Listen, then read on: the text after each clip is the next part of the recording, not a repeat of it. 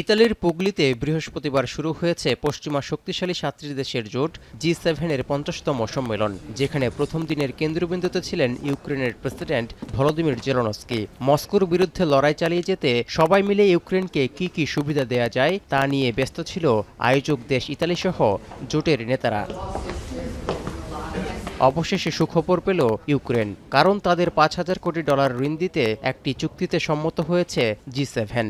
২০২২ সালে যুদ্ধ শুরুর পর জব্দ করা $৩২,৫০০ কোটি মূল্যের রাশিয়ার সম্পদের সুদ থেকে এই অর্থ দেয়া হবে ইউক্রেনকে, যা রাশিয়ার জন্য একটি কঠোর বার্তা বলেও সতর্ক করেছেন ইউরোপিয়ান কমিশনের প্রেসিডেন্ট।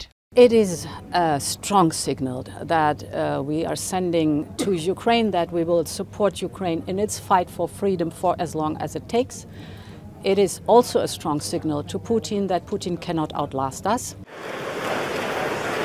অন্যদিকে জার্মান চ্যান্সেলর বলেছেন, ঋণ দেওয়ার এই বিষয়টি তাদের দৃঢ় প্রতিশ্রুতির অংশ, যা ইউক্রেনীয়দের সাহস যোগাবে। এমনকি যুদ্ধে রাশিয়ার বিজয়ের স্বপ্নও মিথ্যা হবে। Das ist ein sehr starkes Commitment, das im Übrigen auch den Ukrainerinnen und Ukrainern den Mut gibt, das zu tun, was für sie jetzt zur Verteidigung ihrer Unabhängigkeit und Souveränität notwendig ist. এদিকে শীর্ষ সম্মেলনের ফাঁকে জাপানের সাথে 10 বছরের নিরাপত্তা চুক্তি স্বাক্ষর করেছেন জেলেনস্কি। চলতি বছর ইউক্রেনকে $450 কোটি দেওয়ার কথা জানিয়েছে টোকিও। এছাড়াও 10 বছর মেয়াদী নতুন নিরাপত্তা চুক্তিতে সই করেছেন যুক্তরাষ্ট্রের প্রেসিডেন্ট জো বাইডেন ও ইউক্রেনের প্রেসিডেন্ট ভলোদিমির জেলেনস্কি। চুক্তিতে ইউক্রেনে মার্কিন সামরিক ও প্রশিক্ষণ সহায়তার কথা বলা হয়েছে, তবে এটি ওয়াশিংটনকে তার মিত্রের পক্ষে যুদ্ধ করার জন্য সৈন্য পাঠানোর প্রতিশ্রুতির কথা উল্লেখ নেই। কিন্তু ভবিষ্যতে ন্যাটোতে ইউক্রেনের সদস্যপদকে সমর্থন করে দাবি করে এটিকে ঐতিহাসিক চুক্তি বলে প্রশংসা করেছেন Zelensky.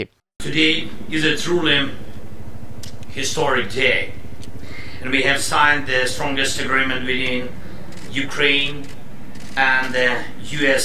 It states that America supports Ukraine's future membership in NATO and recognizes that our security agreement.